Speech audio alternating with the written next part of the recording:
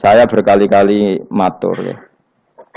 Mukjizat itu penting ya, tapi tidak sepenting logika kalimah thayyibah. Saya ulang lagi ya. Mukjizat itu penting, tapi tidak sepenting logika atau akal menyangkut absolutisme kebenaran hakiki. Jadi disebut kalimah thayyibah. Napa kalimah napa? Thayyibah atau kalimatam baqiyah, kalimat sing napa? Abadi. Karena kalau Rasul itu selalu mengandalkan mukjizat, itu resikonya tinggi sekali. Satu, resiko bahwa mukjizat hanya disaksikan oleh orang yang hadir saat itu. Pokoknya rungokno wae, mungkin sesuai paham. Ya, resiko mukjizat apa? Satu, hanya disaksikan orang yang hidup di zaman itu. Kedua, itu pun mukjizat punya sisi yang dimana sesuatu yang spektakuler itu bisa dianggap sihir oleh yang tidak percaya. Terus ketiga, setelah zaman itu lama sekali, maka berita itu bisa dikatakan hoax atau bohong atau mana buktinya. Sebab itu Al-Quran itu cerita mukjizatnya Nabi itu tidak banyak. Soal kue muni akeh itu mergo kue nganggur, jadi terus seneng hal-hal yang spektakuler. Jadi ku bawaan wong nganggur, bawaan ora iso mikir, bawaan semi-semi uteke cek kafir. Jadi iman wae butuh mukjizat. Sebetulnya kebutuhan itu naif. Kalau terangno ya. Kowe nak paham iki tak jamin wis. Paling pokoke dadi wali ndek-ndekan napa? Wali ndek. Wali dedekan iku yes. Angger wong mukmin nggih napa? Wali dhewe kita. Tapi yo ndek-ndekan ge coba bayangno kaya Syekh Abdul Qadir, Abdul Hasan Asadili, Abdul Al-Haddad, wali wah itu maknane loro. Nak wali tenan kok Said Abdul Haddad wong sing dikasih Allah, paham nggih? Tapi nak ana dawuh ning Ihya kullu mukminin wali wah, saben-saben mukmin iku wali wah, maknane wali wong sing disakeni Allah, paham nggih? Dados maknane loro. Kuwi makna sing ndi? Sing pertama sing kedua? Oh? Yo pancen tenan, setiap orang mukmin itu walinya Allah, tapi maknane piye? Sing disakeni kok dikasih dhuwur temen. Sing disakeni. Lha iku sing kowe mlebu ayat Allahu waliyul ladzina amanu. Iku nak wali tenan dimaknani kekasih Allah, lah nak wali kaya kowe wong sing disakeni Allah. Sampeyan tak warai iman sing bener. Rungokno tenan ya. Saya itu tidak punya obsesi apa-apa di dunia kecuali saya ingin membawa kalimat thayyibah secara benar. Begini misalnya. 1 ditambah 1 berapa? Enggak jawab ya. Orang wes paut lah, paut cek TK. Sementing imannya bener. 1 tambah 1 apa? 2. Ketika kamu jawab 2 itu butuh yang membawa kebenaran itu punya mukjizat apa enggak? Enggak kan? Karena 1 tambah 1 2 itu kebenaran yang absolut. Sehingga kita ditawarin hadiah maupun tidak ya tetap bilang 2. Baik yang membawa mukjizat apa enggak kita tetap bilang apa? 2. Makanya sebetulnya minta mukjizat itu masalah. Saya andaikan menyaksikan mukjizatnya Nabi rembulan itu terbelah. Andaikan saya menyaksikan mukjizatnya Nabi Musa Laut Merah terbelah. Saya tidak akan tambah iman saya. Karena iman itu sesuatu yang absolut. Yang enggak butuh legitimasi mukjizat. Sehingga minta mukjizat itu dari awal sudah masalah menurut Quran. Mungkin ilmu ini agak aneh bagi kalian karena kalian ini sudah punya utek elek. Utek elek itu ya utek elek. Makanya harus tobat. Misalnya ana wong ayu. Iku ayu ta ora? Secara objektif ayu. Terus kowe mendingan ora roh rasane, tarane elek wae. Lah itu kira-kira uteke sampean begitu. Itu bahaya utek seperti itu harus ditobatkan, diruat. Cara wong Jogja diruat. Ning gone gunung, ning gone segara kidul, ning gone endi iku? Nggon ruwat ku endi, Mas? Kowe tau tak ruwat? Ning ndi? Ning watu apa? Kula nate mriko ping ruwat Mustofa ra gelem sirik jere. Nek gelem ren tak ruwat, biayai, paling tak piro? Kembang sak taman ya. Golekno ning pasar kembang. Tapi ora sarkem, pasar kembang tenan. Pasar kembang tenan, sini pasar iki lho maksudku. Pikirannya kok. Ndak kamu tak latih iman secara benar, betul ini. Saya ndak main-mainnya. Saya sampai ketemu Allah bertanggung jawab. Nggak tak latih. Iman sebenarnya hal yang mudah, sangat mudah. 1 ditambah 1 itu berapa? 2. Kamu mengatakan 2 itu nunggu dikasih hadiah yang bedei apa enggak? Enggak. Lalu menunggu diancam apa enggak? Kalau tidak bilang 2 tak bunuh, enggak kan? Karena kebenaran yang absolut. Lah, Allah sebagai Tuhan itu kebenaran yang absolut apa enggak? Absolut. Sehingga harusnya Allah andaikan tidak bikin surga pun kita tetap bilang Allah Tuhan. Allah tidak nakut-nakuti dengan neraka pun kita tetap bilang Allah itu Tuhan. Dan yang mengajarkan bahwa Allah Tuhan yaitu Rasulullah Muhammad gak perlu bawa mukjizat yang spektakuler. Sehingga mukjizat itu masalah. Makanya tidak ada imannya sahabat karena mukjizat. Abu Bakar iman dengan kesadaran, Umar iman dengan semua khiyarus sahabat iman itu dengan kesadaran. Mukjizat itu hanya diminta orang-orang aneh-aneh, iku kafir-kafir elek, muni wa qalu lan nu'mina laka hatta tafjura lana minal ardi yambu'a. Jadi mukjizat itu diminta orang sing aneh-aneh, sing brengkel. Terus ya itu tadi seperti tadi, 1 tambah 1 berapa anak-anak? Ya sebetulnya 2, tapi kalau nggak dikasih papa tak jawab 5. Kalau kamu ingin iman masuk surga, utak kamu ijek kok catekan. Nanti ke swarga Gusti jenengan tak arani pangeran. Nah ora serah pangeran. Maka ini absurd, suatu yang absurd, yang buruk sekali. Sehingga orang-orang soleh pun, soleh-soleh kayak kue ini kan soleh amatir. Orang-orang soleh amatir seperti ini itu masih nanti digojlok sama pangeran di mahsyar, ditanya begini sama Allah. Dan saya hafal hadis qudsinya. Ayo kamu ingin keluar dari Islam amatir apa tetap begini saja? Keluar. Keluar kudu ngrungokno ngaji. Laulam akhluk jannatan wala naron. Ini kata Allah dalam hadis qudsi. Alam akun ahlan an uto'a. Saya masih hafal teksnya seperti itu. Kalau saja saya tidak menciptakan surga dan neraka, apa saya sebagai Tuhan itu gak layak kamu taati? Jadi ketika orang-orang soleh amatir kayak kue ning donya sujud Gusti, darane aku pangeran nggih Gusti. Opae napa? Swarga Gusti. Pas wis kowe pedi ape mlebu swarga pangeran takok, umpama aku ora gawe swarga, aku tetep arani pangeran ta ora? Terus kowe mulih. Budi Gusti ya, ndaran jenengan pangeran itu sing penting swargane, mboten jenengane pangeran. Oh neraka kowe. Karena kita bilang 1 ditambah 1 saja 2 tanpa presentasi yang membedai atau yang uji memberi hadiah atau tidak. Karena kita bilang 2 hanya butuh kewarasan, apa? Nak kowe waras darani. Maka orang-orang pilihan itu malu kalau minta surga. Karena Allah tetap Tuhan. Andekan enggak menciptakan surga maupun neraka. Makanya andekan saya tidak menciptakan surga dan neraka, apakah saya tetap tidak Tuhan? Tentu tetap sebagai Tuhan. Di sini dibutuhkan iman yang kuat sehingga kita ada amatiran seperti ini. Ngapalo Quran yang mergono bonus umroh. Itu apa-apaan. Seneng Quran kok ngenteni rangsangan bonus, kuliah gratis, untuk jalur khusus itu apa-apa.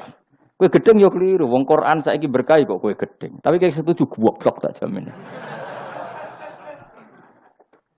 Kowe milih ndi? Goblok apa hasud? Pilihane loro tok. Nak ra setuju hasud, setuju goblok. Ora terima goblok. Wong seneng Quran kok ngenteni rangsangan hadiah, seneng umroh. Quran itu kalamu kita, kalamu Robbi, ngendikane pangeranam kok senenge ngenteni bonus ini apa-apa. Kampungan banget. Lalu kalau kamu senang suatu coba sekarang, kamu mengatakan langit indah, itu kan objektif. Ya karena langit indah. Jangan sampai kita, HP ini penting enggak? Oh penting untuk komunikasi. Tapi kira awakmu, oh serap penting. Kacau kan kalau semua hukum digantungkan kepentingan pribadi. Quran itu kalamu, wah selalu indah kapan saja. Meskipun kita tidak tahu untungnya apa kita senang Quran. Misalnya enggak tahu untungnya umroh apa enggak penting. Dari awal kita mencintai Quran karena itu kalamu Rabbi, apa? Ini kalamnya Tuhan saya mencintai dia. Saya mencintai Allah, maka yang berbau, yang tentang Allah kita cintai. Tanpa presentasi dapat hadiah apa enggak, menghormat apa enggak. Saya sebagai orang alim juga gitu. Saya enggak peduli sama hormat saya enggak peduli. Goblok kalau saya gitu. Segoblok-gobloknya. Saya orang alim diwajibkan mulang ya mulang. Dan saya mengharap ridhonya Allah. Terus gue ngaji, gue lihat ridhonya Allah, gue lihat itu. Selesai kan? Enggak ruwet. Ojo kok kowe ngaji. Aku ngaji Gus Ba anak sida alim. Nek alim ra ngaji malah ra ngarak. Malah ra bakal alim. Ngaji saja. Lah iso alim gak penting. Saya ulang lagi ya. Saya pernah matur ini bahkan di depan mas saya sarang. Sebab itu Nabi pernah ngendikan secara ekstrim dan ini ekstrim yang baik. Tapi jangan disalahpahami. Saya ulang jangan disalahpahami. Nabi pernah ngendikan gini, mangqala la ilaha illallah dakhalal jannah. Terus ada sahabat tanya, wa in zana wa in saraka yarqal wa in zana wa in saraka. Siapapun yang meyakini la ilaha illallah maka dia suatu saat pasti masuk surga. Meskipun pernah zina, pernah maling. Iya, kata Nabi, meskipun pernah zina dan pernah maling. Karena apa? Kebenaran absolutisme, kebenaran yang absolut itu tidak terkait qailnya yang mengatakan. Saya berkali-kali mencontohkan. Saya ketemu lonte di Indonesia atau di Mesir, siapa saja. Atau bandar narkoba, atau siapa saja. Tak tanya, 1 tambah 1 berapa? Kira-kira lonte jawab berapa? Tidak, jawab saja, biar sampean pinter. 2. Bandar narkoba ditanya, jawab berapa? 2. Yang di penjara KPK jawab berapa? 2. Kemudian ada rektor Al-Azhar tak tanya, 1 tambah 1 berapa Pak Rektor? Lonte sudah bilang 2, penjahat sudah bilang 2, para begundal sudah jawab 2. Terus dia karena rektor Al-Azhar, kalau saya 3. Kira-kira ini rektor geblek apa enggak kira-kira? Geblek. Kira-kira, tapi tentu itu tidak mungkin. Tetap dia pun jawab 2. Dia enggak peduli, wah saya rektor kok jawabannya sama dengan penjahat. Karena kebenaran absolutisme itu tidak pernah bergantung kamu rektor, apa kamu siapa saja. Paham ya? Sehingga dalam ikrar bahwa Allah Tuhan itu kita sama dengan lonte, dengan penjahat sama. Semuanya ikrar kalau Allah itu Tuhan. Karena kebenaran absolut tidak bergantung siapa saja. Makanya Nabi ngendikan wa in zana wa in saraka. Meskipun yang melafadzkan itu orang zina maupun maling. Karena tadi kebenaran absolut. Kira-kira lonte kamu tanya, Lombok pedes enggak? Dia kira-kira enggak, tak jawab yang lucu-lucu biar otak sampean tuh waras. Makanya dimulai dari hal yang gampang-gampang saja. Lonte ditanya, Lombok ini pedas apa manis? Pedas. Penjahat yang ditahan KPK, Pak Prabowo, Pak Jokowi. Jawabnya sama, jangan terus kubu sebelah jawab apa. Ya ada seperti ini. Karena kebenaran ini absolut. Yang di penjara KPK bilang Lombok itu pedas, yang menjara juga. Bukan kok gini, kata yang di penjara. Lombok apa? Kata ketua KPK apa? Pedas. Oh, saya jawab manis. Saya akan dendam di penjara dia. Tidak bisa. Lah aku Mbak Mustafa agak senang. Tetap tak arani Lombok itu pedas. Misalnya loh, ya senang Mustafa tak bully terus. Misalnya aku rasa senang Mustafa. Terus dia ini jawab Lombok pedas. Apa saya terus muni manis? Hanya nuruti gak? Senang. Itu hebatnya Rasulullah. Ketika ngendikan masalah la ilaha illallah wa in zana wa in saraka. Tapi orang salah paham terus katanya, wah ini Islam melegitimasi zina, diasem ngono, ora ono ngono iku. Tekem gitu. Maksudnya Nabi itu kebenaran absolut itu enggak ada bedanya antara orang fasik dan orang soleh. Semuanya ikrar. Sekarang 1 ditambah 1, lonte ya bilang 2, pencopet ya bilang 2, Pak Polisi ya bilang 2, kubu sebelah ya bilang 2. Sekarang semua orang Islam sing fasik ya bilang Allah Tuhan, sing soleh bilang Allah Tuhan, semuanya sama. Maka orang fasik pun dalam Islam enggak boleh kamu keluarkan dari Islam karena sama-sama bersaksi asyhadu alla ilaha illallah wa asyhadu anna muhammadar rasulullah. Mulane ahli sunnah berpendapat, berkeyakinan orang Islam apapun maksiatnya tetap tidak bisa dikeluarkan dari apa? Islam. Soal dosa ya dosa saja. Apa nak kowe terus dosa darani 1 tambah 1 5. Nah, lonte muni 1 tambah 1 2 terus orang soleh aku tak bilang 3 biar tidak sama dengan lonte. Tidak bisa seperti itu. Maka harus dilatih terus kebenaran absolut. Maka saya bayangkan kalau saya ulang lagi, andai kan saya menyaksikan mukjizatnya Nabi memecah bulan, iman saya tidak tambah. Karena tanpa itu pun kadar kita imannya sudah full. Kenapa? Karena kebenaran Rasulullah sebagai Rasul adalah kebenaran yang absolut. Seperti saya meyakini 1 tambah 1 2. Dikasih hadiah 1 juta itu tidak nambahi iman saya kalau 1 tambah 1 2. Paham ya? Enggak tambah kan iman kamu. 1 tambah 1 2. Terus kamu dikasih hadiah 1 juta. Kepercayaan kamu bahwa 1 tambah 1 2 tambah apa enggak? Enggak kan?